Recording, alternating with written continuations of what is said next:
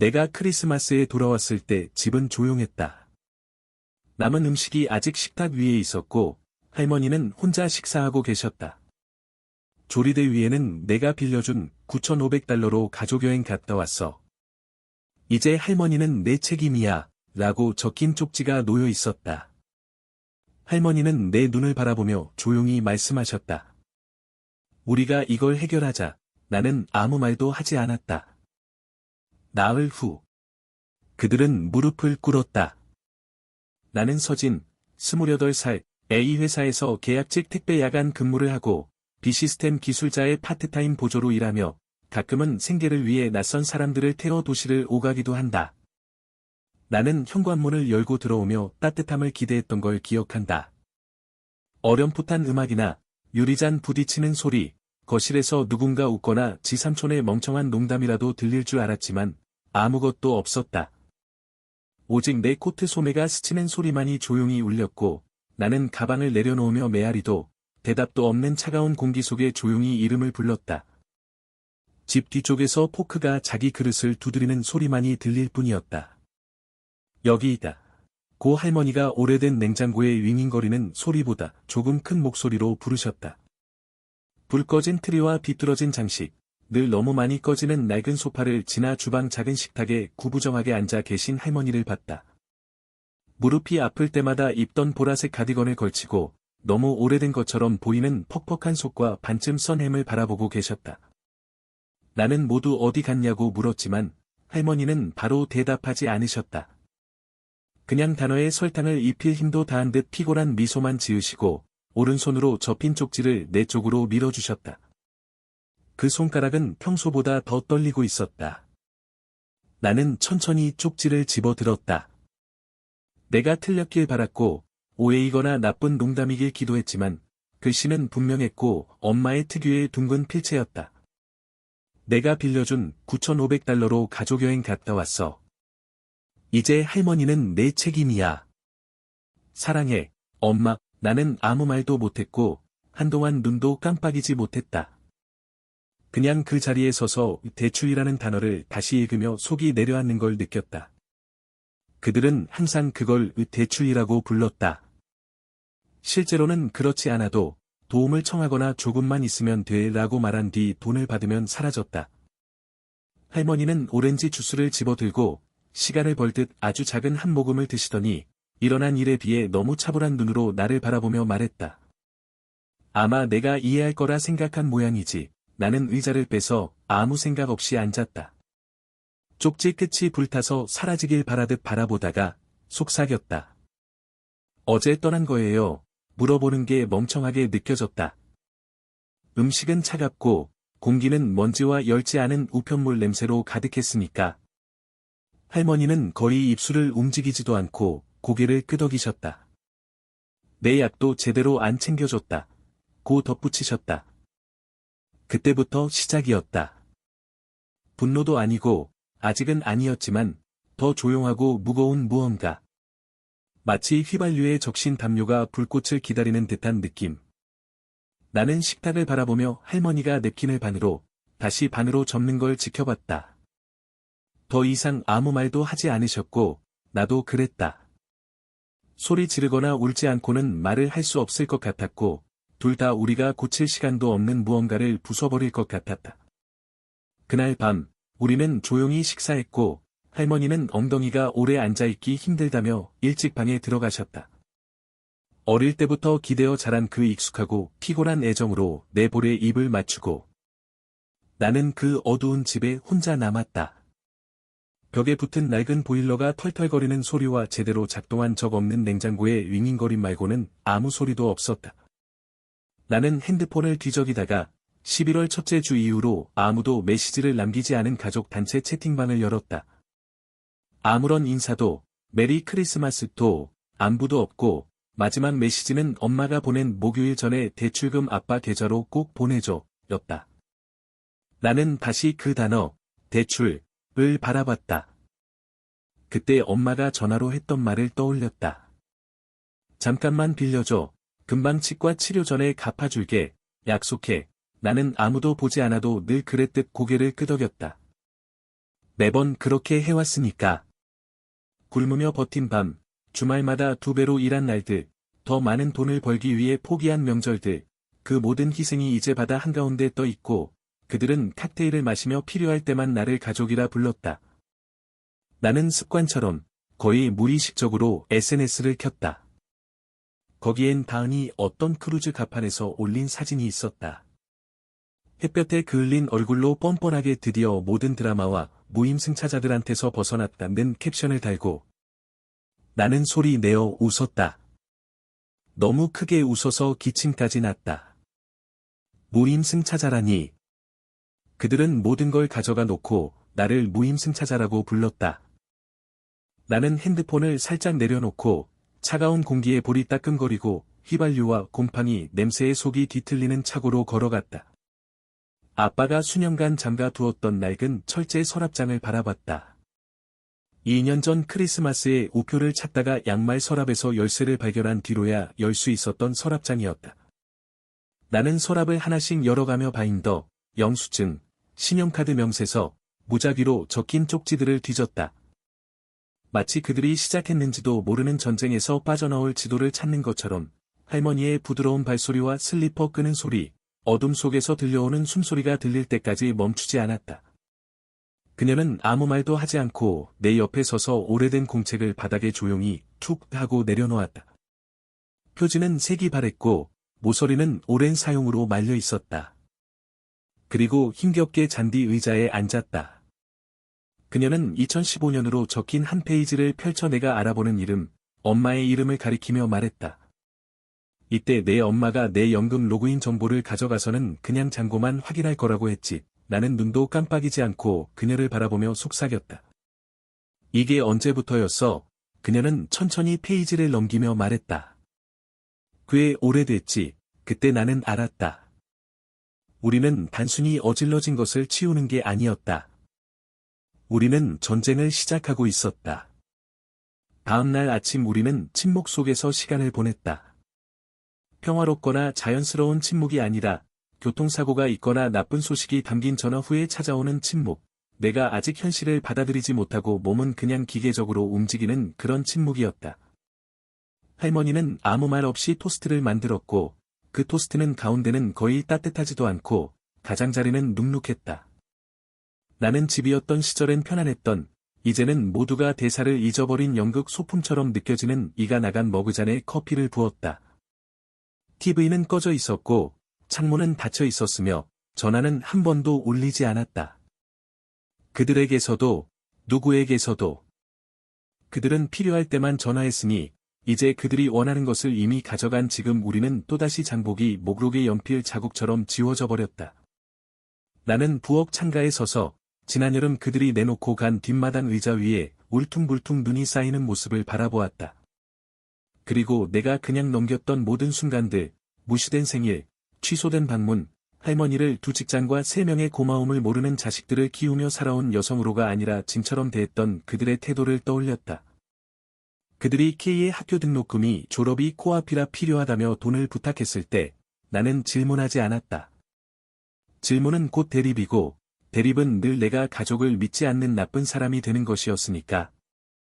그 해 그들이 내 졸업식에 깜빡하고 오지 않은 것도 이를 남자친구 집에 옮기는 걸 도와주느라 못 왔다고 했을 때도 나는 그게 개인적인 게 아니라고 스스로를 속였다. 진실을 인정하는 것보다 거짓말이 더 쉬웠으니까. 17살에 그들이 나를 내쫓았던 일, K가 할머니 약을 훔친 일의 책임을 내가 지지 않겠다고 하자 이제 어른이 되어야 한다며 쫓아낸 일, 그리고 나는 친구 집 소파에서 첫 밤을 배신의 냄새와 함께 배낭 하나만 들고 잤던 일을 기억했다. 그 패턴, 요구하고, 가져가고, 사라지는 그 조용한 패턴이 내 삶에 너무 깊게 새겨져서 이제는 못 알아볼 정도였다. 마치 너무 오래 쳐다봐서 못생긴 줄도 모르는 벽지처럼. 그들에게는 늘 얼마나 쉬웠던가. 문자 한 통, 전화 한 번, 어설픈 신세 한탄 한마디면 나는 종이약처럼 접혀버렸고, 고개를 끄덕이며 송금했고, 절대 오지 않는 감사 인사를 기다렸다. 그들이 그냥 빌리는 거야 라고 할 때마다, 그 뜻은 우리가 갚아야 한다는 걸 내가 잊을 때까지 갚는 척할게였고, 내가 유일하게 우리가 의지할 사람이야 라고 할 때마다, 그 뜻은 계속 퍼줄 만큼 멍청한 사람은 너뿐이야였다. 하지만 이번은 달랐다. 그들이 평소보다 더 많이 훔쳤거나 내 얼굴에 대고 거짓말하는 대신 쪽지를 남겼기 때문이 아니라 이번엔 할머니를 두고 갔기 때문이다. 그냥 두고 간 게 아니라 상한 우유처럼 내팽개치고 수동적 공격성 가득한 지시만 남기고 자신들은 뜨거운 욕조에 몸을 담그며 훔친 돈으로 셀카를 찍고 있었다. 나는 며칠째 머물던 손님방으로 들어가 배낭을 꺼내기 시작했다. 옷이나 충전기, 칫솔이 아니라 그들이 저질렀지만 내가 넘겼던 모든 일, 내가 조용히 있었던 모든 순간, 착한 아들, 착한 형, 아무것도 아닌 사람으로 삼켰던 모든 거짓말을 떠올렸다. 할머니가 문틀에 조심스럽게 노크를 하며 잘못한 것도 없으면서 평화의 제스처처럼 머그잔 2개의 차를 들고 들어오셨다. 그리고 내가 원하지 않으면 안 해도 돼라고 하셨다. 차를 말하는 게 아니라는 걸 나는 알았다. 나는 머그잔 하나를 받아 들고 웃지도 않고 고개를 끄덕이며 말했다. 그들은 항상 그냥 빌리는 거라고 했어요. 할머니는 바닥을 내려다보며 슬리퍼는 반쯤 너그 밑에 들어가 있었다. 저 사람들은 친절을 약함으로 착각하지. 하지만 그건 그냥 인내심이 다한 거야. 우리는 나란히 침대 끝에 앉아 우리 사이로 김이 오르는 걸 바라보았다. 나는 그녀에게 그들이 얼마나 오래 할머니에게서 가져갔는지, 얼마나 오래 연금을 용돈처럼 여겼는지 물었다. 할머니는 날지 못할 만큼 늙은 새처럼 작은 어깨를 으쓱였다. 내 할아버지 돌아가시고 나서부터야 화난 것도 아니고 그냥 속이 빈 목소리로 남의 이야기를 전하는 것처럼 말했다. 비밀번호를 허락 없이 바꾼 일, 계속 사라지는 체크카드, 은행에 전화했더니 이미 딸이 5분 전에 전화를 끊었다고 했던 일까지 들려주셨다. 나는 차를 내려놓고 일어섰다. 앉아있는 건 항복 같았고 갑자기 수년간 갇혀있던 어두운 방에 불이 켜진 것처럼 선명한 마음으로 복도로 걸어나갔다. 나는 아빠가 오래된 금고를 보관하던 옷장을 열었다. 아빠는 그 금고에 1급 비밀 가족 문서가 들어있다고 농담하곤 했었다. 나는 선말에서 금고를 내려 할머니가 망설임 없이 건네준 열쇠로 열었다. 마치 누군가 그 열쇠를 찾아오길 수년간 기다린 듯한 표정이었다.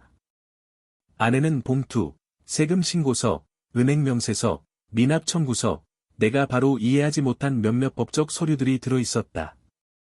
나는 그것들을 복도 바닥에 퍼즐 조각처럼 펼쳐 놓았다. 아무도 풀고 싶어 하지 않는 퍼즐처럼 말이다. 우리는 그날 오후 내내 날짜를 대조하고 인출 금액에 형광펜을 칠하고 이제 와서야 모두 거짓이었음을 알게 된 가족의 위기와 일치하는 수상한 거래들을 하나하나 적어 나갔다. 해가 지자 우리는 거실에 오래된 책상 스탠드를 켰다.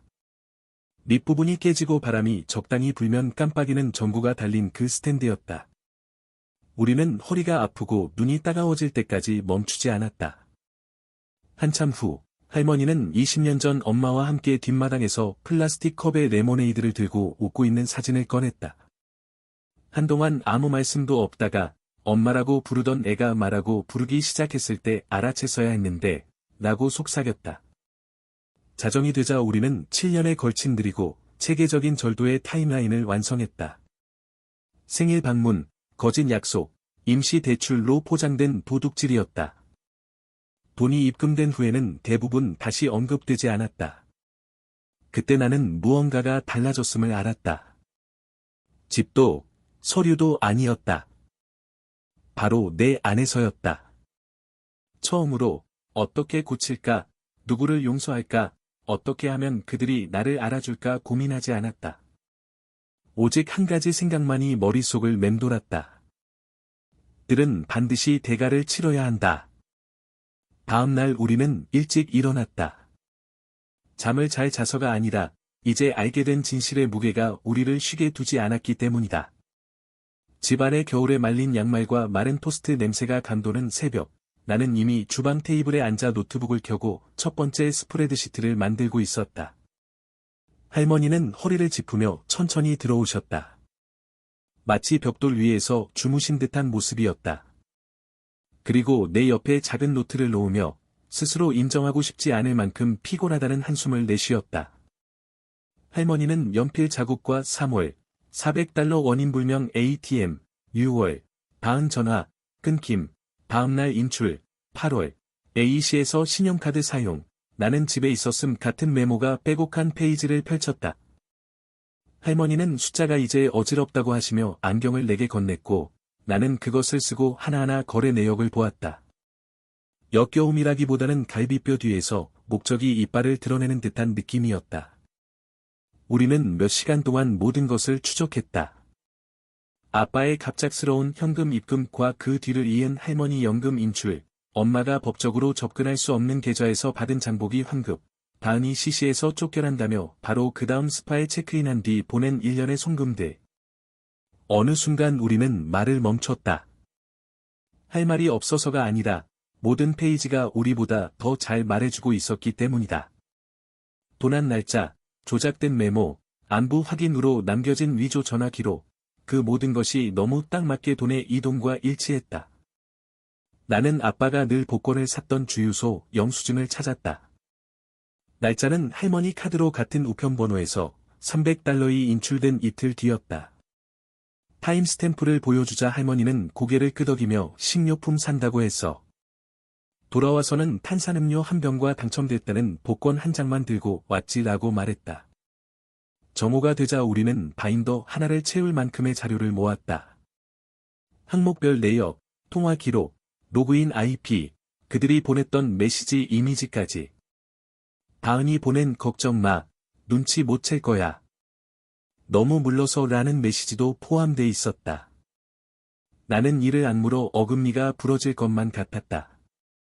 할머니 손이 경련을 일으킬 때만 잠시 쉬었다. 할머니는 손등에 뜨거운 수건을, 허리에 온열 패드를 두르고 앉아 있었다. 나는 2016년부터 지난주까지 우리가 만든 타임라인을 검토하며 아무도 이걸 눈치채지 못했는지 아니면 모두가 알면서도 침묵했는지 곱씹었다. 처음에 바로 신고했어야 했는데 할머니가 나를 보지 않고 아직도 희미하게 깜빡이는 캐비닛 위 크리스마스 조명을 바라보며 말했다. 나는 그건 할머니 잘못이 아니라고, 죄책감이야말로 그들이 도둑질, 버림, 가족이 제일이라는 거짓말보다 먼저 쓴 도구라고 말했다. 할머니는 천천히 고개를 끄덕이며 너한테도 빼앗아 갔지라고 속삭였고, 나는 돈만이 아니에요 라고 답했다. 우리는 침묵으로 나머지를 채웠다. 나는 필요한 기록을 출력해 폴더에 정리했다. 동의 없는 이체, 연금 접근 내역, 녹취 진술, 예상 손실 총액 등으로 라벨을 붙이고 대면할 때 충격을 줄 만한 항목엔 포스트잇을 붙였다. 그날 밤 할머니는 그 폴더를 베개 밑에 두고 또 한 번의 배신해서 자신을 지켜줄 보험처럼 잠이 들었다. 나는 연금 거래가 가장 많았던 D 계좌의 로그인 페이지를 바라보며 밤을 새웠다. 잔고를 새로 고침하다가 마지막 네 자리 숫자를 외워버릴 때까지. 나는 가족 단체 채팅을 다시 확인했다. 여전히 조용했다. 하지만 이번에는 뭔가 새로운 걸 발견했다. 그날 일찍 올린 내 스토리를 모두가 봤다는 것, 할머니가 차 한 잔을 들고 있는 단순한 사진에 여전히 여기, 여전히 기다려라는 캡션이 달려 있었는데, 처음엔 불길하게 쓴 게 아니었지만 아무도 답장할 생각조차 하지 않았다는 걸 깨닫고 나서야 그 말이 의미심장하게 느껴졌다. 어쩌면 그게 마지막 퍼즐 조각이었는지도 모른다. 스크린샷도, 은행 거래 내역도 아니고, 그저 지금 이 순간에도, 훔치고 사라지고 아픈 노인을 크리스마스에 차가운 햄을 먹게 내버려 두고도, 그들은 여전히 멀리서 내가 뼈만 남았는지 확인하는 독수리처럼 나를 지켜보고 있다는 단순한 확인. 나는 어두운 창에 비친 내 모습을 바라보며 우릴 약하다고 생각하나 봐라고 소리 내어 말했다. 방은 조용했고 마치 동의하는 듯했다. 다음 날 나는 집에 온 이후 처음으로 외출했다.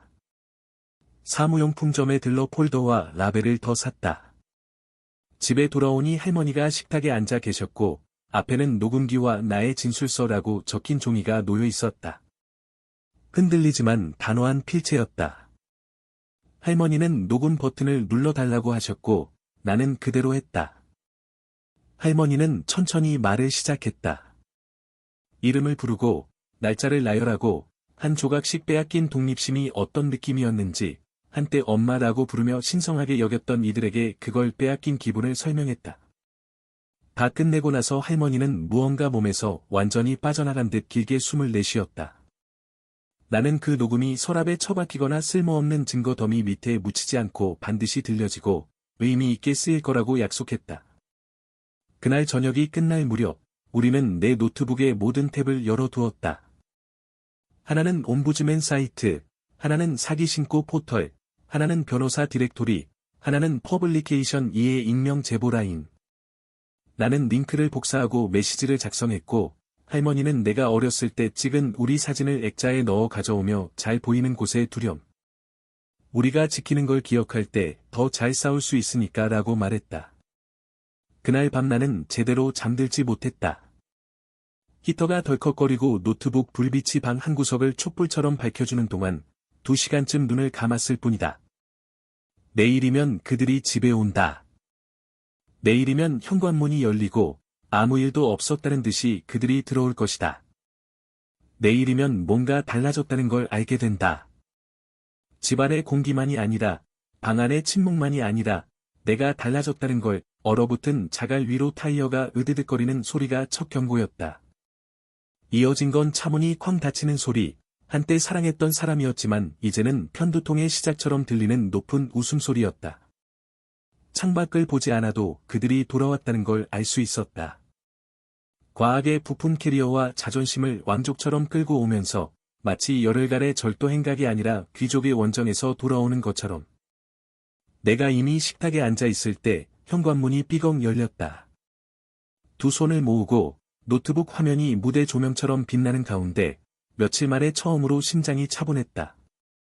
기다림은 끝났고 이제 연극이 시작될 참이었다. 나는 그들 모두가 가면이 벗겨지고 역할이 뒤바뀌는 바로 그 순간을 똑똑히 보길 바랐다. 바은이 먼저 들어왔다. 시끄럽고 번쩍였으며 캐리어를 벽에 쾅 부딪히며 굴렸다.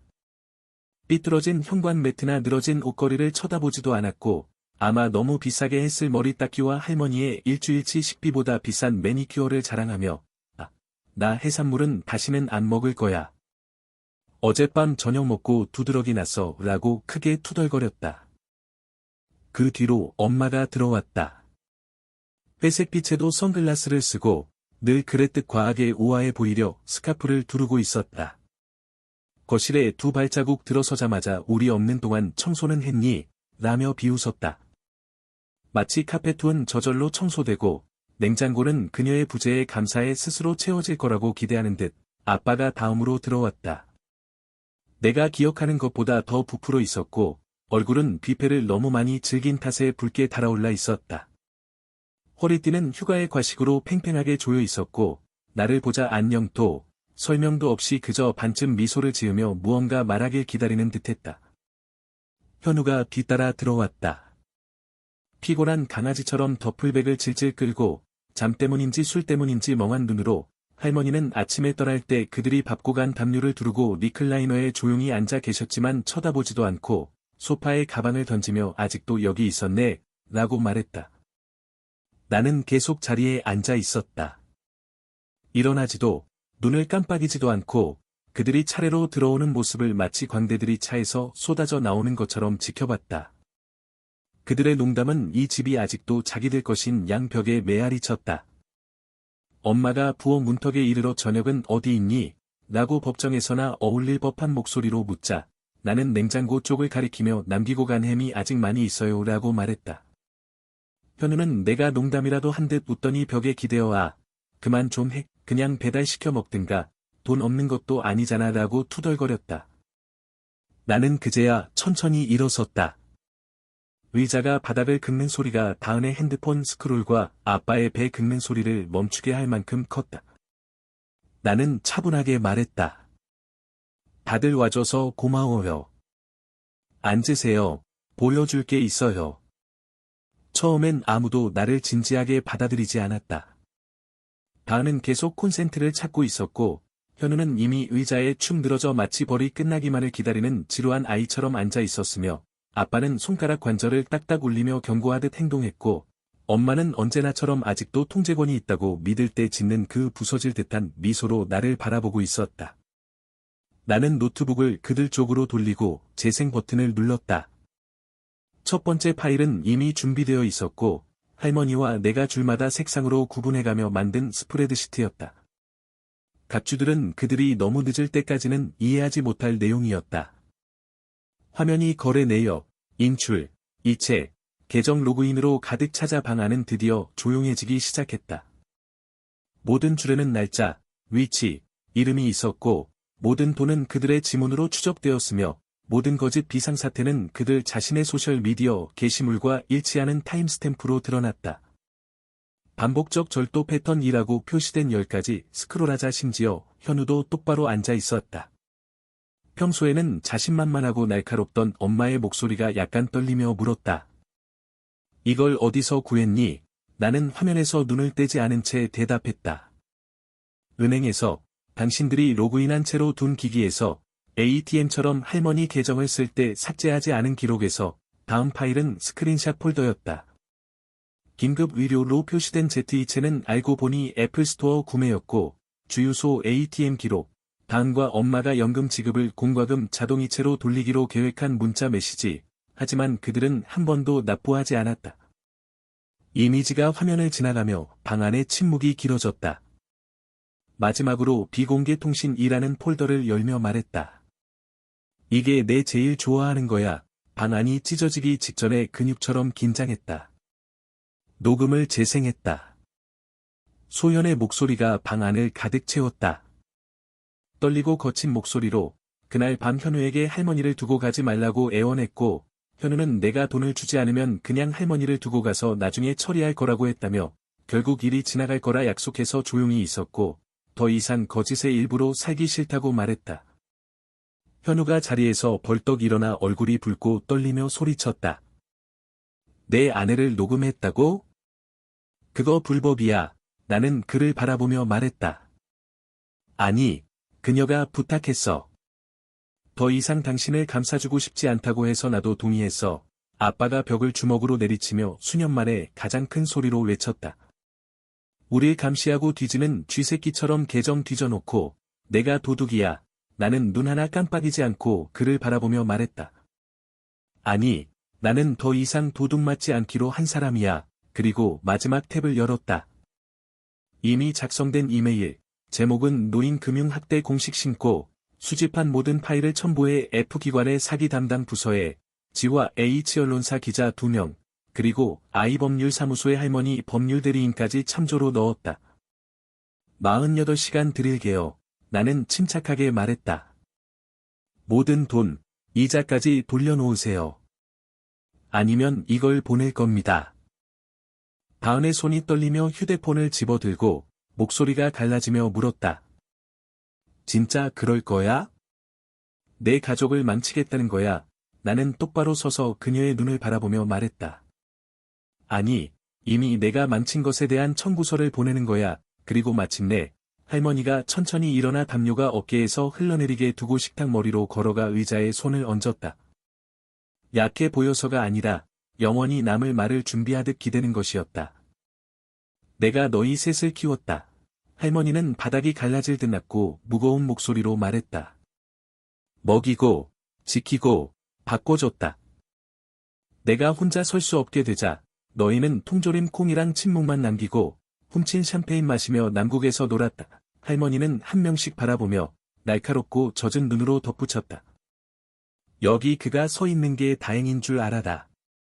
나 혼자였다면 너희는 이미 끝났을 거다. 아무도 더 이상 말하지 않았다. 말이 없었던 게 아니라 이제는 어떤 말도 의미가 없었기 때문이다. 그들은 내가 정말 그럴 거라 믿지 않았다. 수년간 나는 늘 고개 끄덕였고 조용히 돈을 냈으며 한밤중에도 전화를 받고 감사 인사도 필요 없이 달려갔던 사람이었으니까. 심지어 그들이 스프레드시트, 스크린샷, 녹음, 이름과 제목이 적힌 이메일 초안에 멍해져 앉아 있을 때조차도 나는 그들의 얼굴에서 볼 수 있었다. 믿지 못하는 표정, 망설임, 아빠의 찡그림 뒤에 숨은 오만한 미소, 다은의 내려간 눈 속에서 아직도 꺼지지 않은 권리의식의 불씨. 너 그럴 리 없어, 현우가 말했다. 마치 불타는 집에서 출구를 찾으려는 사람처럼 벽난로 근처를 서성이며 손으로 머리를 쓸어넘기고 한 걸음마다 목소리가 커졌다. 마치 소리만 크면 죄책감이 덮일 것처럼. 진짜 오해 하나로 우리를 진흙탕에 끌고 들어가겠다는 거야. 나는 노트북 앞으로 걸어가 마우스 커서를 보내기 버튼 위에 올려놓았다. 클릭하지 않고 칼날 끝처럼 그냥 거기 두었다. 그리고 말했다. 오해란 파티에서 누군가 코트를 잘못 가져가는 거지. 내 엄마를 털어놓고 쓰레기처럼 버리는 게 아니야. 아빠는 식탁을 세게 내려쳐 물잔이 흔들릴 정도였다. 분노와 불신이 섞인 얼굴로 소리쳤다. 이걸 너무 과장하는 거야. 이제야 등뼈라도 생긴 것처럼 영웅인 척하냐? 나는 그를 바라보며 대답했다. 아니, 나는 이제야 침묵이 평화를 사는 게 아니라 전쟁을 미룰 뿐이라는 걸 깨달은 사람이야. 바은은 이제 일어나서 휴대폰을 무기나 방패처럼 쥐고 목소리를 떨며 날카롭게 말했다. 너 이거 앙심 품고 하는 거잖아. 넌 항상 순교자, 피해자 되고 싶어 했지. 근데 이건 미친 짓이야. 엄마가 돈 갚아준다고 했어. 나한테. 나는 목소리를 딱 멈출 만큼만 높였고 화도 없고 소리치지도 않고 그냥 단단하게 말했다. 엄마가 그 얘기하면서 내 돈으로 크루즈 여행 계획했지. 할머니는 남은 음식이랑 쪽지 하나만 남기고 마치 아무도 챙기고 싶지 않은 낡은 코트처럼 버려두고 그 말이 생각보다 더 세게 박혔다. 말 때문이 아니라 잠깐이나마 다은도 자기가 무슨 짓을 했는지 이해한 듯 보였기 때문이다. 자기 목소리가 아니라 내 목소리로 자기 행동이 재생되는 현실이 마침내 그녀가 숨어 지내던 유리벽을 깨뜨린 것 같았다. 할머니는 대부분의 시간 동안 조용히 리클라이너에 앉아 뜨개질 담요 위에 손을 곱게 모으고 두 사람을 바라보며 마치 누가 먼저 진실을 말하는지 지켜보는 조용한 판사처럼 있었다. 현우가 할머니를 돌아보며 할머니, 제발요, 제가 다 왜곡하는 거예요, 라고 했을 때 할머니는 눈도 깜빡이지 않았다. 저 애만 남았어, 할머니가 조용하고 단호하게 말했다. 그래서 다른 건 다 뻔히 보여. 나는 노트북에서 또 다른 폴더를 열었다. 그냥 파일 하나, 특별한 건 없고 차트나 영수증도 없이 할머니가 내 도움을 받아 타이핑한 자필 고백문이었다. 할머니의 시각에서 무슨 일이 있었는지 정확하게 적혀 있고 서명과 시간도 찍혀 있었다. 생일 카드나 장보기 목록을 쓸 때 쓰던 똑같은 필체였다. 이건 이미 제출했어, 나는 말했다. 엄마의 무릎이 살짝 떨리는 걸 보면서. 법적 증인과 디지털 백업도 있어. 이제 돈만의 문제가 아니야. 이건 절도, 사기, 유기까지 포함된 거고, 내가 이걸 보내지 않을 거라고 생각한다면, 넌 지금까지 아무것도 제대로 본 적이 없는 거야. 현우가 웃음을 터뜨렸다. 너무 날카롭고 너무 빨라서 겁을 분노로 바꾸려는 사람들이 짓는 그런 웃음이었다. 허세 부리지 마. 가족 다 박살내면서까지 몇천 달러란 자존심 하나 때문에 이럴 리 없어. 나는 노트북을 천천히 일부러 닫고 테이블을 돌아 할머니와 그들 사이에 섰다. 그들이 할머니를 실제로 해칠 것 같아서가 아니라 그들의 오만과 절박함 사이의 경계가 너무 얇아지고 있었고 이제 더 이상 그들이 통제권을 쥐고 있지 않다는 걸 알아야 했기 때문이다. 이미 내가 다 태워버렸어. 나는 흔들림 없이 말했다. 그냥 내가 제 속에 남아있을 거라 생각했겠지. 그리고 나는 복도로 돌아가 내가 머물던 손님방에 들어가 최종 서류라고 적힌 폴더를 집어들고 다시 나와서 테이블 한가운데 계약서처럼 내려놓았다. 그들이 절대 서명할 수 없는 계약서였다. 48시간 줄게. 나는 매의 눈으로 그들을 지켜보며 반복했다. 전액 반환해. 9,500달러에 내가 계산 안 할 거라 생각한 이자까지 총 13,800달러, 항목별로, 증빙서류 다 갖춰서. 그리고 엉뚱한 소리라도 하면 이거 다 뿌린다. 아빠가 그때 쓴웃음을 터뜨렸다. 쉰 목소리로 울음을 참으려는 사람의 웃음처럼 들렸다. 이게 널 행복하게 해줄 거라 생각해? 우리를 무너뜨리면 내 안에 구멍이 메워질 것 같아. 나는 그에게 다가갔다. 더 심각해지지 않을 만큼, 하지만 눈을 피하지 않고 마주볼 만큼 가까이. 내 안엔 구멍 없어. 내가 계속 파냈을 뿐이야. 그리고 나는 돌아서서 의자에 앉아 할머니 옆에 앉았다. 기다렸다. 공연은 끝났고, 불도 꺼졌고, 이제 남은 건 그들이 돈을 갚을지, 아니면 또 거짓말로 빠져나가려 할지 뿐이었다. 현우가 먼저 코트를 집어들고 뛰쳐나갔다. 소송이니 배신이니 중얼거리면서 나는 쫓아가지도 말도 하지도 신경도 쓰지 않았다. 증거를 부정하려 하지 않고 떠나는 순간 이미 첫 번째 전투에서 내가 이겼다는 걸 알았으니까. 다은이 그 다음으로 조용히 나갔다. 더 이상 소리치지 않고 그냥 빨갛게 충혈된 눈으로 휴대폰을 꼭 쥐고 누군가가 뭘 해야 할지 알려주길 기다리는 것처럼. 나는 거의 그녀가 안쓰러워질 뻔했지만 그 게시물, 샴페인 사진, 거머리라는 캡션, 자기 돈도 아닌 돈으로 웃던 모습을 떠올리자 그 마음도 사라졌다. 엄마가 가장 오래 남아 있었다. 입구 근처에 가방을 한 팔에 들고 입술을 너무 꽉 다물어서 곧 사라질 것처럼 보였다. 그리고 조용히 말했다. 너만 아픈 거 아니야. 너만 희생한 거 아니야. 나는 엄마를 바라보며 대답했다. 도둑질을 희생이라고 부를 자격 없어. 엄마는 대답하지 않고 소리 없이 문을 닫고 나갔다. 다시 집은 조용해졌다. 하지만 이번에는 비어있지 않았다. 그들이 떠난 후 처음 24시간은 아무 소리도 없었다. 문을 두드리는 사람도, 갑작스러운 사과도, 할머니 계좌에 기적처럼 입금되는 돈도 없었다.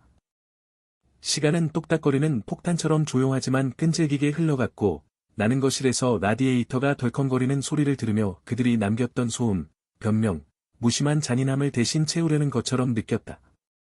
할머니와 나는 다시 저녁을 함께 먹었다. 이번에는 더 이상 아무것도 가장할 수 없다는 걸, 예의 바른 침묵에도 위안이 없다는 걸, 우리가 가족이라 불렀던 사람들이 이제는 그냥 우리가 폭로한 사람들이 되었다는 걸 서로 알고 있었다. 종이 냅킨과 전자레인지 라자냐를 놓고 앉아 있을 때, 할머니가 내 손을 잡으며 말했다. 그 애들은 항상 내가 먼저 부서질 거라 생각했지. 내가 되받아 물기 전에. 나는 바로 대답하지 않고 그녀의 손을 바라보았다. 주름지고 주근깨가 있고 따뜻한 그 손을. 그리고 천천히 고개를 끄덕였다. 그녀가 옳다는 걸 알았으니까. 나는 수년 동안 구부러져 왔으니까. 그들이 승인하는 모양으로, 지갑과 침묵에 들어맞는 모양으로 내 자신을 접어왔으니까. 하지만 내 안에 무언가가 더 이상 구부러지지 않게 된 건 그 쪽지와 샴페인, 모래를 보았을 때였다. 그들이 피와 책임 대신 샴페인과 모래를 선택했다는 걸 깨달았을 때였다. 그날 밤, 할머니가 잠든 뒤 나는 다시 부엌 식탁에 앉아 노트북을 열었다. 커서는 그들에게 보여줬던 이메일 초안 위에 떠 있었고, 모든 첨부 파일을 다시 확인했고, 모든 링크를 검증했고, 모든 스크린샷에 라벨을 붙였고, 모든 음성 녹음 파일엔 시간 표시를 해뒀다. 이미 출력해서 물리적 폴더에 정리해 둔 은행 기록과 일치하도록. 그 폴더들은 마치 배심원이 도착하기를 기다리는 법정의 증거물처럼 조리대 위에 높이 쌓여 있었다. 나는 이메일을 한 번 더 읽었다. 의심 때문이 아니라 습관 때문이다.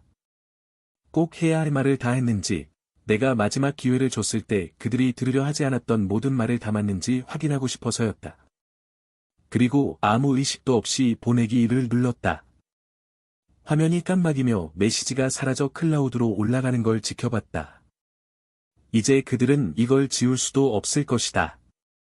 몇 초 만에 확인 메일이 도착했다. 오피스 F의 사기 방지 부서에서 보낸 자동응답이었다. 접수해줘서 고맙다는 말과 사건 번호가 생성되었다는 안내. 곧이어 퍼블리케이션지와 에이전시 H에서도 파일을 잘 받았다는 자동응답이 왔다. 비록 개인적인 답장은 아니었지만 하나하나가 마치 마른 풀밭에 성냥을 떨어뜨린 것처럼 느껴졌다. 나는 노트북을 조심스레 닫고 불을 끄고 이상하리만큼 고요한 마음으로 잠자리에 들었다. 평화라기보다는 통제에 가까운 감정이었다. 마치 애초에 운전하고 싶지 않았던 차의 브레이크에서 손을 뗀 느낌. 이틀째가 되자 침묵은 점점 무거워졌다. 마치 누군가 음모를 꾸미거나 풀려나가는 듯한 분위기. 나는 집요하게 휴대폰을 확인했다. 그들이 연락하길 기다려서가 아니라 결국 연락할 거란 걸 알았기 때문이다.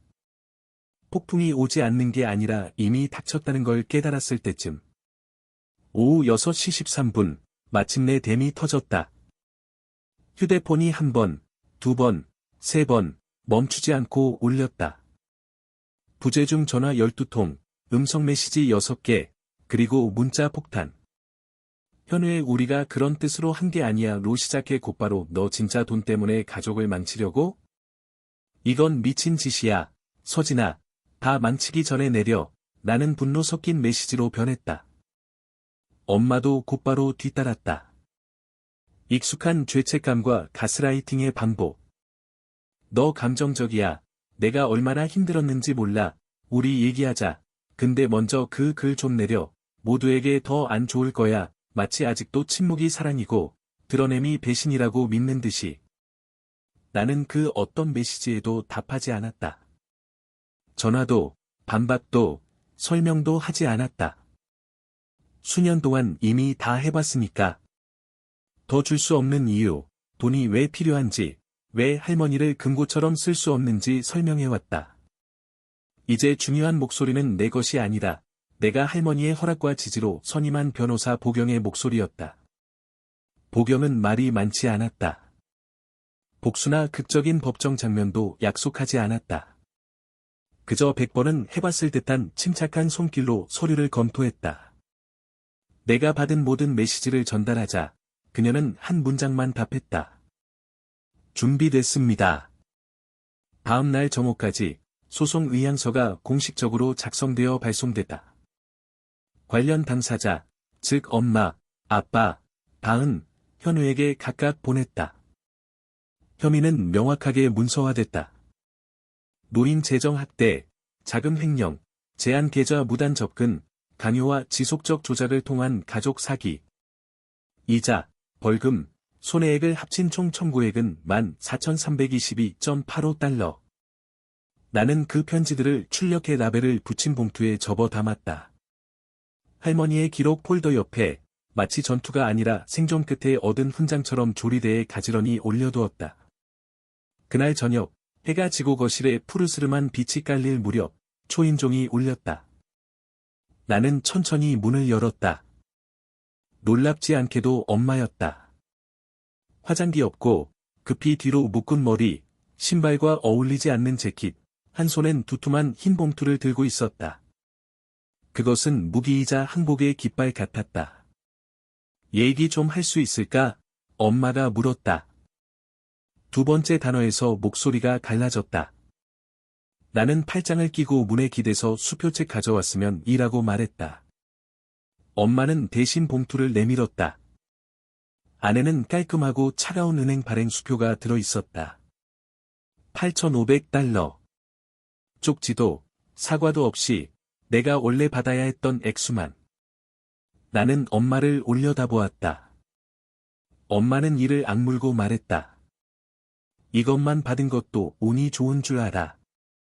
내가 우리한테 무슨 짓을 했는지 아니? 나는 밖으로 나가 문을 닫았다. 할머니가 내가 할 말을 듣지 않게 하려고. 그리고 말했다. 아니, 이건 내가 한 게 아니라 당신들이 스스로 한 거야. 나는 단지 거울을 들어줬을 뿐이야. 그녀는 턱을 꽉 다물고 눈을 가늘게 뜬 채 속삭였다. 넌 내 친엄마에게 등을 돌리는 거야. 나는 주저함도, 과장도, 의심도 없이 말했다. 아니, 난 이제야 도둑에게 등을 돌리는 거야. 그녀는 한마디 더 하지 않고 떠났고, 나는 그녀가 멀어지는 모습을 바라보지 않았다. 나는 그저 추운 곳에 서서 봉투를 손에 쥔 채, 진짜 대가가 돈이 아니라는 걸 알고 있었다. 진짜 대가는 내가 진심이라는 걸 그녀가 깨달았을 때의 그 표정이었다. 사흘째가 되고 소문이 퍼지기 시작할 무렵, 이 일은 더 이상 나와 할머니만이 조용히 짊어져야 할 짐이 아니게 되었다. 내가 제출했던 모든 엑셀 파일, 스크린샷, 날짜가 찍힌 자백이 담긴 파일이 어느새 퍼블리케이션지에 누군가 손에 들어갔고, 그 사람은 이 일이 조용한 사건 파일 그 이상으로 가치가 있다고 판단했다. 그리고 해가 뜨고 첫 잔의 싱거운 커피를 마시기도 전에 기사가 올라와 마른 낙엽에 불붙듯 빠르게 퍼지기 시작했다. 그 기사는 과장하지도, 미화하지도, 왜곡하지도 않았다. 그저 일어난 일을 하나하나 펼쳐놓았다. 학대의 타임라인, 전용된 연금, 명절에 노인을 버린 기록, 손자가 밤샘 알바와 끼니를 거르며 겨우 마련한 치과 수술비를 대출이라는 명목으로 빼앗아 새우 칵테일과 발코니 전망을 즐긴 사실까지. 댓글은 금세 쏟아지기 시작했다. 처음엔 소수였지만 곧 홍수처럼 늘어났다. 낯선 이들이 서로를 태그하고 기사를 공유하며 가족 탈을 쓴 괴물들, 가족을 잃은 게 아니라 종양을 도려낸 거다 같은 문구를 덧붙였다. 또 어떤 이들은 더 깊이 파고들어 이름을 공개 프로필과 연결시키고 다은이 남겼던 거머리와 부정적인 사람들이라는 캡션을 기사 스크린샷과 나란히 올려 위선의 디지털 광고판처럼 만들었다. 할머니는 처음엔 별다른 말씀 없이 부엌 식탁에 앉아 천천히 차를 저었다. 내가 기사 헤드라인을 소리 내어 읽는 동안 표정은 읽을 수 없었다. 그러다 기자가 할머니 말을 직접 인용한 부분에 이르렀을 때 그들은 나를 잊은 게 아니다. 버린 거다.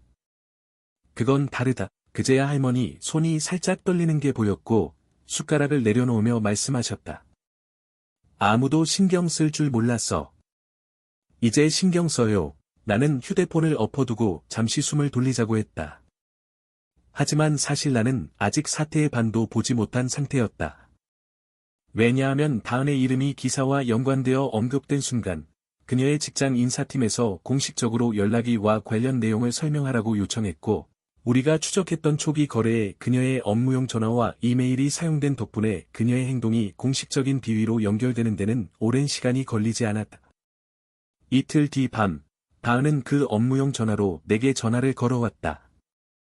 목소리는 흔들리고 작아서 마치 무너지는 터널에 서 있는 것 같았다. 나는 거의 받지 않을 뻔했지만 호기심이 이겼고 전화를 받자 그녀는 인사도 없이 울면서 말했다. 나 잘릴 거야. 내가 내 인생을 망쳤어. 내가 무슨 짓을 한 건지 알기나 해. 나는 소리치지도, 으스대지도, 훈계하지도 않았다.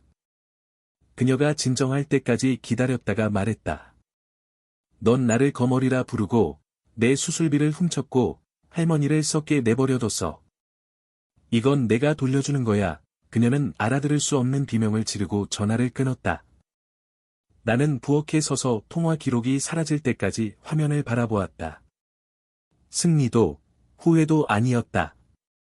그저 안개가 걷히고 모든 게 명확해진 기분이었다. 그녀는 2주에 걸쳐 4번에 나눠 자신의 몫을 갚았다. 각 이체는 송금 내역 스크린샷, 타임스탬프, 합의에 따라 라는 제목이 첨부되어 있었다. 나는 그녀에게 절대 예외나 할인, 용서의 기준 같은 건 없고 원금과 이자 전액을 모두 받아야 한다고 분명히 했다. 한편 현우는 자신이 무적이라도 되는 듯 행동하려 했고 자신의 SNS에 진짜 남자는 압박에 굴하지 않는다라는 글을 올리며 인기 드라마의 오디오를 사용해 자신을 자기 힘으로 유산을 만들지 못한 질투하는 형제들의 음해의 피해자인 척 연기했다. 그러나 그가 말하는 유산은 할머니의 연금과 내 미지급 청구서 위에 세워졌다는 사실은 컨비니언트리 잊고 있었다. 그러던 어느 날 소연이 그를 떠났다. 나는 해 뜨기 전 그녀가 보낸 메시지로 알게 되었다. 드디어 떠났어로 시작하는 짧은 문장이었다. 내 아이들이 거짓말과 도둑질이 정상인 줄 알고 자라게 두지 않을 거야로 이어졌고 더 일찍 맞섰어야 했는데 내가 하는 걸 보고 힘을 얻어서로 끝났다. 그녀는 칭찬도 도움도 바라지 않았다. 그저 지금은 방법을 찾고 있고 자리를 알아보고 있다고만 했다. 나는 조건 없이 필요하면 언제든 연락하라 했고 그녀가 정말 진심이면 일하고 묻자 진심 아니면 말하지도 않았어라고 답했다. 며칠 뒤 현우가 집에 찾아왔다. 머리는 헝클어지고 눈은 충혈됐으며 셔츠는 며칠째 잠을 못 잔 듯 구겨져 있었다. 내가 문을 열자마자 그는 손가락을 내 얼굴에 들이대며 낮게 말했다. 넌 바보야. 우리 모두를 망쳤어. 돈이 모든 걸 해결할 거라 생각해. 나는 물러서지도 눈을 깜빡이지도 않았다. 그냥 보경이 준비한 봉투를 건넸다. 공식 압류 통지서였다. 서명과 도장이 찍혀 있었고 상환 조건과 채무 불이행 시 법적 조치가 명시되어 있었다. 그는 손을 떨며 문서를 읽었고 얼굴은 분노와 믿기지 않는 감정이 뒤섞인 표정으로 일그러졌다. 이렇게 하면 안 돼. 그가 목소리를 떨며 말했다. 나는 그의 눈을 마주칠 만큼만 앞으로 다가서서 대답했다. 이미 했어. 그리고 내가 돈을 안 내면 내가 건드리는 모든 걸 동결할 거야. 그는 편지를 반으로 찢어 내 발치에 던졌지만 마치 그런 짓이 모든 걸 되돌릴 수 있기라도 한 듯이 나는 움직이지도 움찔하지도 않고 그저 종이가 떨어지게 내버려 두었다. 그리고 말했다. 내 상사에게 통지서에 대해 물어봐. 이미 그쪽에도 사본이 갔으니까. 이틀 후 그는 돈을 냈다. 전액도 아니고 한 번에 다 낸 것도 아니었지만 그가 두려워하고 있다는 걸 증명하기엔 충분했다. 금이 가기 시작한 걸 보여주기에도 충분했다. 나는 모든 거래가 추적 가능한 계좌를 통해 이루어지도록 하고, 기록하고, 검증하고, 저장했다. 2주가 끝날 무렵, 모든 돈이 반환되었다. 엄마와 아빠에게서 온 은행 수표 $8,500, 다은에게서 4번의 씁쓸한 이체로 받은 $3,100, 그리고 현우에게서 받은 $2,700, 그 대부분은 그가 직장에서 빌린 돈이었다. 아마도 그의 인생에서 가장 굴욕적인 대화였을 것이다. 나는 $3,000를 들고 거의 1년이나 미뤘던 치과 수술을 예약했다. 더 이상 찡그리지 않고 먹고, 움찔하지 않고 웃을 수 있게 해줄 수술이었다. 그리고 또 다른 $2,000로 할머니께 제대로 된 리프트 의자를 사드리고, 내가 항상 곁에 있을 수 없는 일들을 도와줄 파트타임 간병인을 고용했다. 나머지는 할머니 명의의 별도 계좌에 넣어 두었다. 할머니가 독립적으로 접근할 수 있는 계좌였고, 내 이름은 예비 명의로 올려두었다. 서류를 건네고 로그인 방법을 알려드리자, 할머니는 내 얼굴 옆을 쓰다듬으며 말했다. 그 사람들은 내 모든 걸 가져갔지만, 너만은 못 가져갔구나. 나는 아무 말도 하지 않았다. 할 필요도 없었다. 그 순간, 나는 이미 승리했다는 걸 알았으니까. 그 후의 날들은 시끄럽거나 폭발적이지 않았다. 고함이나 극적인 대치로 가득 차 있지도 않았다. 오히려 그들이 자신들을 지켜줄 거라 믿었던 모든 것이 조용히 해체되는 과정 같았다. 각 결과가 임상적으로 정확하게 자리를 잡아가고, 그들은 여전히 자신들이 더 이상 소유하지 못하는 이야기의 주인인 척하려다 실패했다. 다은이 제일 먼저 사라지려 했다. 마지막 송금이 끝난 뒤 거의 일주일간 그녀의 공개 프로필에서 자취를 감췄고, 다시 등장했을 땐 새로운 아이디와 비공개 계정, 치유, 경계, 배신 후 인생 재설정 같은 모호한 캡션을 달고 있었다. 하지만 그녀가 올린 요가 자세, 빌린 햇살 아래의 사진, 사과처럼 보이는 스무디볼 사진마다 기사 내용을 인용하거나 돈 돌려줬냐는 댓글이 달렸다. 48시간도 안 돼 계정은 다시 비활성화됐다. 한편 엄마는 먼 친척들에게 전화를 돌리기 시작했다. 장례식에서나 보는 사촌들, 항상 타지에 살던 이모, 내 이름도 기억 못하던 삼촌에게까지. 나는 조종자였고, 할머니는 혼란스러워했고, 모든 상황이 온라인 드라마 때문에 과장되었다는 식으로 새로운 이야기를 지어냈다. 내가 이걸 알게 된 건 엄마가 말해줘서가 아니라, 그 친척들이 나에게 메시지를 보내오기 시작했기 때문이었다. 비난이 아니라 궁금증이었다. 조용하고 친절했던 내가 왜 갑자기 악당이 되었는지 알아내려는 듯했다. 나는 대응하지 않았다. 해명글도, 반박도 올리지 않았다. 진실을 증명하느라 에너지를 낭비하지 않았다. 그들도 나처럼 인터넷을 쓸 수 있었고, 관심만 있다면 기사를 읽을 수 있었으니까. 이제 증거는 공개되어 있었고, 그들이 스스로에게 입힌 상처는 내가 무슨 말을 해도 그보다 훨씬 더 크게 울리고 있었다. 현우는 마지막으로 무너졌다. 궁지에 몰린 사람이 흔히 보이는 극적인 눈물도 아니었다. 오히려 세상이 자신을 두고 떠나버렸다는 걸 너무 늦게 깨달은 남자의 느리고 초라한 붕괴였다. 허세로는 통장 잔고에 구멍을 가릴 수 없었고, 온라인에서 자랑하던 직업도 자신이 법적 서명까지 했던 결과로부터는 지켜주지 못했다. 그의 고용주는 노인 학대와 관련된 재정소송에 연루된 사람을 데리고 있을 생각이 없었던 듯, 공식적인 해고도 없이 조용히 글을 정리했다. 전화는 씹히고, 회의는 취소되고, 마지막엔 내부 구조조정을 이유로 다음 분기 계약 연장은 어렵다는 정중한 이메일이 전부였다. 그 얘기는 소연에게서 들었다. 현우와 헤어진 뒤에도 연락을 이어오던 그녀는 이제 비동 외곽의 작은 원룸에서 두 아이를 키우며 야간 수업과 파트타임 일을 병행하고 있었다. 우리가 처음 만났을 때 이후로 그녀에게서 본 적 없는 안정감이었다. 어느 저녁, 내가 서류장을 정리하던 중 그녀가 전화를 걸어왔다. 목소리는 한결 맑고 가볍고 어딘가 자유로워 보였다. 이렇게 살 수 있을 줄 몰랐어. 늘 기다리고 뒤를 돌아보고 다음 거짓말에 대비하지 않아도 되는 삶이란 걸 나는 부엌 조리대에 기대서 더 이상 배가 고프지 않아 가스레인지를 껐다. 그리고 말했다. 그 삶은 내가 스스로 만든 거야. 나는 그냥 문만 열어줬을 뿐이야. 그녀는 잠시 조용히 있다가 말했다. 넌 내 인생만 바꾼 게 아니야, 서진. 우리에게도 길을 열어줘서 나는 뭐라 답해야 할지 몰라. 그냥 그녀가 수업 이야기, 아이들 이야기, 이제는 미소 짓게 하는 소소한 일상들을 말하는 걸 들었다. 전화를 끊고 나서야 처음으로 알았다. 내가 일어섰던 그 파장이 내가 의도하지 않았던 곳까지도 닿았다는 걸. 할머니와 나는 다음 주에 이사를 나왔다. 꼭 그래야만 해서가 아니라 우리가 원해서였다. 그 집은 더 이상 집처럼 느껴지지 않았고 부정과 수치심으로 칠해진 범죄 현장 같았다. 우리는 시타운의 조용한 동네에서 작은 침실 2개짜리 아파트를 찾았다. 그곳은 오후에 햇살이 들어오고 할머니의 리클라이너와 내 책상, 그리고 우리가 힘들게 얻은 침묵을 담기에 충분한 공간이 있었다. 우리는 중고 가구와 손바느질한 담요, 중고 가게에서 산 그림과 이가 나간 머그잔들로 그 집을 채웠다. 그 머그잔들은 더 나았던 과거의 우리를 떠올리게 해주었다. 마지막 박스를 풀고 마지막으로 액자에 든 사진 하나, 몇 년 전 팔짱을 끼고 웃던 할머니와 내 모습이 담긴 사진 늘 선반에 올려놓았을 때 내 안에서 무언가가 가라앉는 걸 느꼈다. 그것은 평화였다.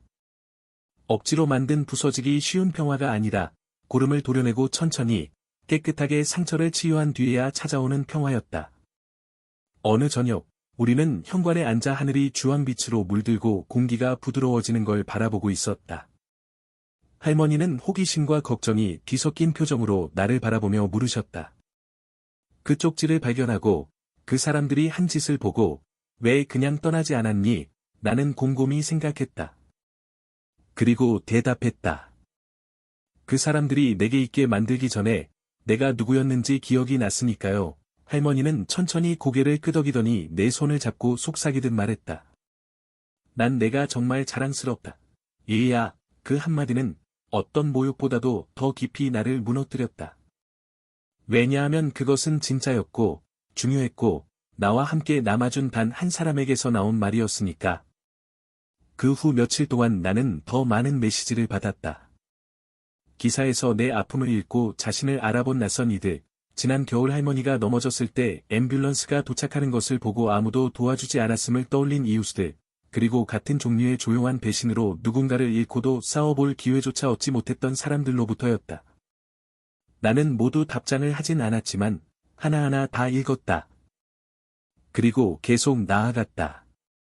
이건 단지 돈이나 복수, 내 이름을 되찾는 문제가 아니었다. 이젠 누구도 도움을 비드로 사랑을 대출로 느끼지 않게 하는 것이 목적이었다. 날들은 느린 파도처럼 흘러갔다. 부서지듯 밀려오지 않고 조용히 스며들었다. 매일 아침 나는 새로운 종류의 고요함 속에서 눈을 떴다. 그것은 스스로 얻은 고요함, 사과를 요구하지 않고 복도에서 들려오는 발소리를 두려워하지 않는 고요함이었다. 전화가 울려도 공기가 달라지지 않았다. 그 끝에 있는 누군가가 사랑을 빌미로 무언가를 뺏으려 하지 않으니까. 마지막 상환금이 처리되고 마지막 법적 통지서가 정리된 후 나는 할머니와 함께 앉아 모든 서류를 마지막으로 한 번 더 검토했다. 결과를 믿지 못해서가 아니라 할머니에게 그것이 진짜임을, 숫자들이 단순한 종이 위의 줄이 아니라 어렵게 얻은, 기록된, 되돌릴 수 없는 승리임을 보여주고 싶어서였다. 우리는 합의서 사본 한 장을 액자에 넣어 진열하지 않고 내가 처음 만든 생일카드 옆 서랍에 조용히 넣어두었다. 그것은 트로피가 아니라 우리를 사라지게 만들려고 했던 무언가를 견뎌냈다는 증거였다. 치과 수술은 기대 이상으로 잘 끝났다. 나는 회복실에 앉아 입에는 거즈를 물고 눈에는 눈물이 고였다. 아픔 때문이 아니라 드디어 부끄럼 없이 웃을 수 있고 아픔을 걱정하지 않고 음식을 먹을 수 있고 거울을 봐도 남의 이기심이 내 얼굴에 새겨진 흔적으로 보이지 않는다는 사실을 깨달았기 때문이었다. 집에 돌아왔을 때 할머니가 나를 놀라게 했다. 들지 말아야 할 장바구니를 두 팔에 가득 안고 부엌에서 고집스런 미소를 지으며 앞치마를 두르고 수프를 처음부터 끓이려 하고 있었다. 앞치마에는 할머니한테 덤비지 마세요라고 적혀 있었다. 내가 넘어지기 전에 앉으시라고 하자 할머니는 손을 내저으며 몇 년 만에 이렇게 쓸모있는 기분은 처음이야라고 하셨다.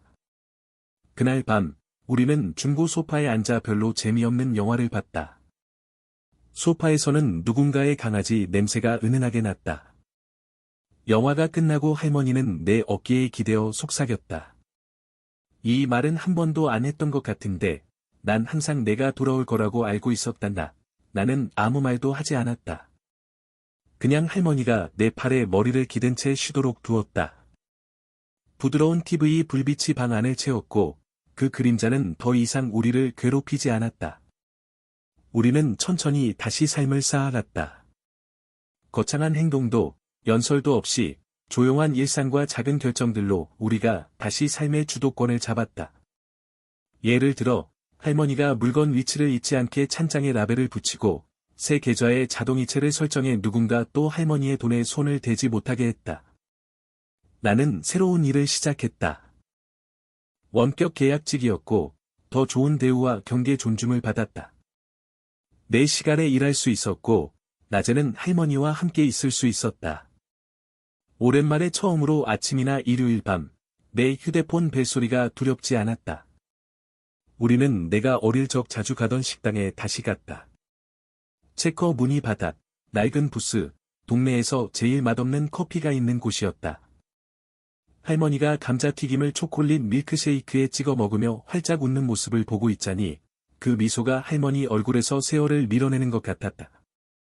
내가 할머니의 동맥을 농담 삼아 걱정하자 할머니는 눈을 굴리며 말했다. 행복하게 죽는 게 사랑하는 법을 잊은 사람들을 위해 예에 바르게 사는 것보다 낫지 않겠니?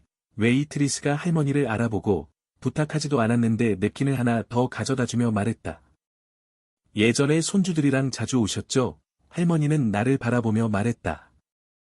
이 아이가 돌아왔어요. 그것은 기록하지도 사진을 찍지도 올리지도 않는 그런 순간 중 하나였다. 그냥 갈비뼈 뒤 공간에 저장해 두었다가 누군가가 내 존재가 너무 작아 중요하지 않다고 느끼게 할 때 꺼내 쓰는 그런 기억이었다. 아파트로 돌아와서 우리는 복도에 작은 코르크보드를 걸었다. 일정이나 메모를 위한 것이 아니라 좋은 소식들을 위한 것이었다. 식당 영수증 사진, 아직 자유로워라고 적힌 소연이의 엽서, 기사를 읽고 용기를 얻어 수년간 빠져있던 상황에서 벗어날 수 있었다고 쓴 낯선 이의 감사 편지. 보드는 예상보다 더 빨리 채워졌다. 때때로 과거가 여전히 문을 두드렸다. 다은은 용서와 성장에 대한 암호 같은 메시지를 올렸고 대개 촛불 아래 셀카나 행동과 맞지 않는 애매한 성경 구절과 함께였다. 엄마는 시와 함께하는 아늑한 식탁이라는 유튜브 채널로 이미지를 재건하려 했지만 조명이 나쁜 요리법 영상과 그 오븐도 훔친 돈으로 산 거냐 같은 댓글이 달렸다. 현우는 누구보다 조용해졌고 프로필은 비공개로 전환되었으며 게시물은 드물고 방어적이었고 배신이나 가족에 관한 가사를 인용하거나 팔로워보다 해시태그가 더 많은 계정에서 충성에 관한 밈을 리포스트할 뿐이었다. 나는 나를 자극하려는 모든 시도를 무시했다. 그들은 여전히 이야기했다. 나는 알고 있었다. 그들은 디지털 벽 뒤와 아직도 그들을 믿는 몇몇 사람들에게 속삭이며 자신들이 쓰라린 복수국의 희생자인 것처럼 내가 할머니를 속이고 조종하고 노쇠한 할머니를 혼란스럽게 만들어 가족의 품위를 빼앗았다는 새로운 버전의 이야기를 만들어냈다. 하지만 품위란 지킬 생각이 없었다면 이룰 수도 없는 것이다. 나는 소문에 대응하지 않았다. 해명도, 설명도, 내 버전의 이야기도 올리지 않았다. 진실은 다시 쓸 필요가 없었기 때문이다. 이미 세상에 뿌리를 내리고 꽃을 피웠고 그들이 아무리 묻으려 해도 누군가는 영수증을 찾아냈다. 할머니는 이제 더 잘 주무셨다. 더 이상 한밤중에 일어나 문을 확인하거나 약이 없어졌을까 걱정하지 않았고 자신도 모르게 얼마나 많은 것을 빼앗겼는지 천장을 바라보며 고민하지도 않았다. 왜 크리스마스나 생일, 별일 아니라며 넘겼던 수술 때 아무도 오지 않았는지 더 이상 묻지 않았다.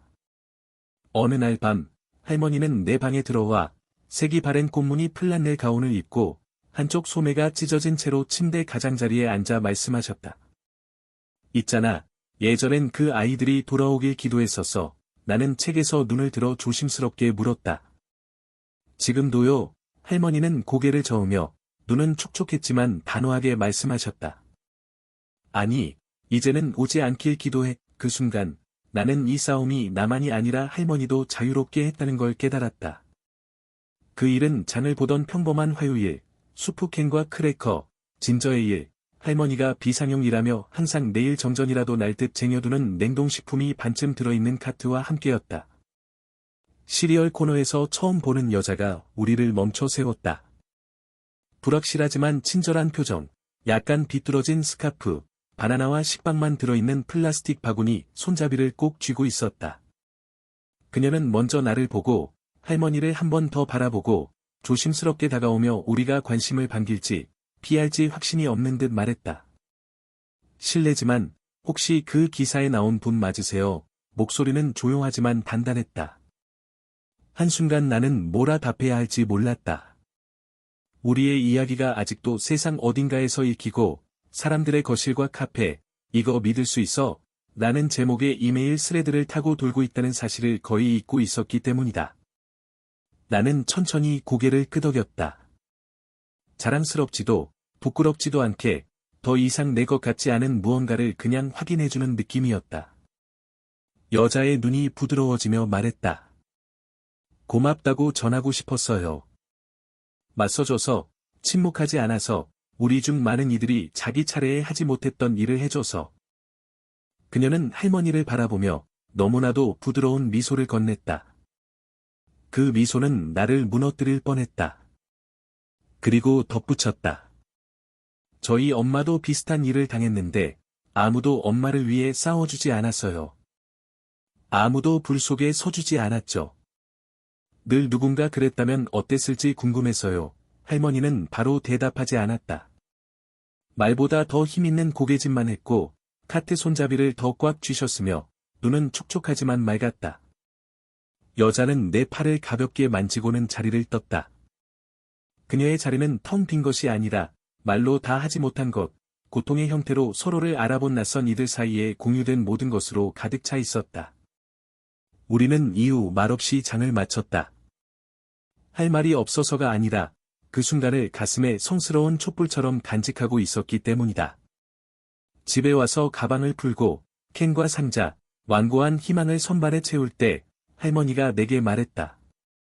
우릴 보는 사람이 없을 줄 알았어. 나는 대답했다. 이제는 봐요. 그 밤, 나는 발코니에 앉아 도시가 우리 아래서 숨 쉬는 소리를 들었다. 창문마다 작은 심장 박동처럼 불빛이 깜빡였고 멀리서 차들이 지나갔다. 처음 그날의 차갑고 울리는 침묵, 텅 빈 집, 주방 카운터 위 쪽지, 남은 음식과 거짓말, 그리고 할머니가 고칠 수 있을 거야 라고 말할 때 목소리가 갈라졌던 순간을 떠올렸다. 그것은 약속이 아니라 기도였다. 나는 그것이 대가로 치른 것들에 대해 생각했다. 몇 달간의 파헤침, 대면, 굴욕, 애초에 그리 강하지도 않았던 인연의 단절, 그리고 우리가 얻은 것들에 대해 생각했다. 단지 돈이나 법적 승리만이 아니라 두려움 없이, 죄책감 없이, 늘 누군가의 이야기 속에서 우리가 악당이었을지 고민하지 않아도 되는 공간까지. 물론 그들은 여전히 이야기를 다시 쓰려 했다. 엄마는 그 후 몇 주 동안 음성 메시지를 계속 남겼다. 목소리에는 절박함과 연기가 섞여 있었고, 나를 다시 아들이라고 부르며 그 말 한마디가 자신이 저지른 일을 되돌릴 수 있는 주문이라도 되는 양 또 한 번 기회를 달라고, 진짜 대화를 하자고, 자기 입장을 설명할 기회를 달라고 했다. 마치 내가 이미 그녀가 했던 모든 거짓말에서 그 말을 듣지 않은 것처럼.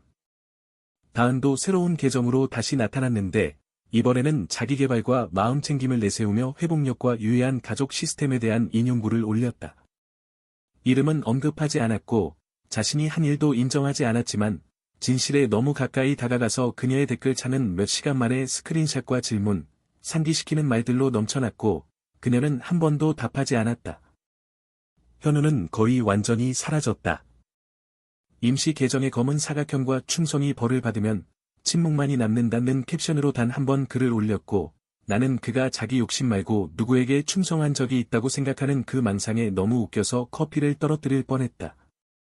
하지만 나는 답하지도, 반응하지도, 되받아치지도 않았다. 더 이상 그럴 필요가 없었기 때문이다. 진실은 이미 나 없이 세상을 돌아다니고 있었고, 그들의 이름을 폭풍에 휘말린 시로라기처럼 끌고 다녔으며, 그들이 새로운 현실을 꿰매려 할 때마다 바람이 그것을 갈기갈기 찢어놓았다. 그리고 아마 가장 통쾌했던 것은 그들의 몰락도, 환불도, 사과도, 이제 그들이 부끄러운 장신구처럼 지니고 다니는 불편한 침묵도 아니었다. 내가 더 이상 소리칠 필요가 없고, 설명할 필요도, 무슨 일이 있었는지 증명할 필요도 없다는 사실이었다. 영수증은 이미 세상에 나와 있었고, 파일은 진짜였고, 세상은 그것을 보았으며, 그들의 신뢰는 다시는 그들보다 앞서 방에 들어올 수 없었다. 결국 엄마는 요리와 커뮤니티에 관한 팟캐스트를 시작하려 했고, 계피와 카리스마로 또 한 번 이미지를 바꾸려 했지만, 첫 에피소드에서 누군가 노인 사기와 잘 어울리는 당신의 최애 레시피는 뭔가요? 라는 댓글을 남겼고, 48시간 만에 채널은 삭제되고 도메인은 만료되었으며, 그녀에게 남은 유일한 유산은 공개적 망신으로 끝나는 구글 기록뿐이었다. 나는 도약이 아니라 한 걸음씩 앞으로 나아갔다. 거실을 다시 칠했고, 커튼을 바꿨고, 책장은 논리가 아니라 색깔별로 정리했다. 비가 중간에 내렸지만 할머니를 모시고 야외 연극을 보러 갔고, 라자냐를 처음부터 만드는 법을 배웠고, 다시 글을 쓰기 시작했다. 일 때문도, 의무 때문도 아니라, 이제야 비로소 말할 만한 무언가가 생겼기 때문이었다.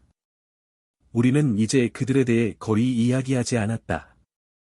잊어서가 아니라, 충분히 기억해서 그들이 이 공간을 가질 자격이 없다는 걸 알았기 때문이다.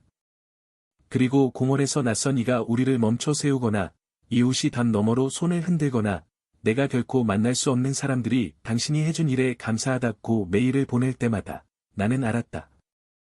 내가 맞서 선 것이 무언가를 끊는 것만이 아니라, 무언가를 시작했다는 것을. 더 나은 것, 더 정직한 것, 그리고 이제, 수년 만에 처음으로, 나는 밤에 문단속을 확인하지 않고, 잔고를 확인하지 않고, 내 마음이 돌로 변하지 않았는지 확인하지 않고도 잠들 수 있었다. 왜냐하면 변하지 않았으니까. 살아남았으니까. 이제 무게는 사라졌다.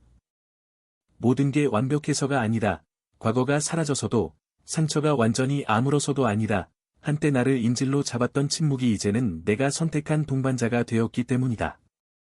더 이상 아프거나 비난하지 않는 고요함이 오히려 우리 작은 아파트를 긴 겨울 끝 따뜻한 외투처럼 감싸준다. 우리는 이제 필요해서가 아니라 의도적으로 소박하게 산다. 이 새로운 삶의 모든 구석은 의도적으로 만들어졌고, 액자 속 사진, 사인책, 아침에 차 한 잔 모두 죄책감이나 침입 없이, 누군가 필요할 때만 문을 두드리는 소리 없이, 가족이라 부르며 지갑을 노리는 목소리 없이 존재한다. 할머니는 이제 요리할 때 콧노래를 부르신다. 약간 음이탈된 부드러운 소리가 김처럼 부엌을 떠다니고, 무릎이 허락하는 날엔 가끔 춤도 추신다. 늦은 아침 햇살 아래 천천히 돌며, 내가 지켜보는 걸 알아채면 아무한테도 말하지 말라고 하시고, 마치 우리만의 비밀과 기쁨을 공유하는 듯 윙크하신다. 나는 더 이상 논쟁하려고만 듣는 사람들에게 내 자신을 설명하지 않는다. 더 이상 내가 주었을 때만 사랑했던 가족의 틀에 맞추기 위해 나를 줄이지 않는다. 더 이상 그들이 올바른 톤으로 사과하길, 자신들이 망가뜨린 것을 알아주길 기다리지 않는다. 용서는 결과가 없는 것이 아니라, 구걸 없이도 진실이 존재하는 것이다. 나는 아직도 가끔 메시지를 받는다.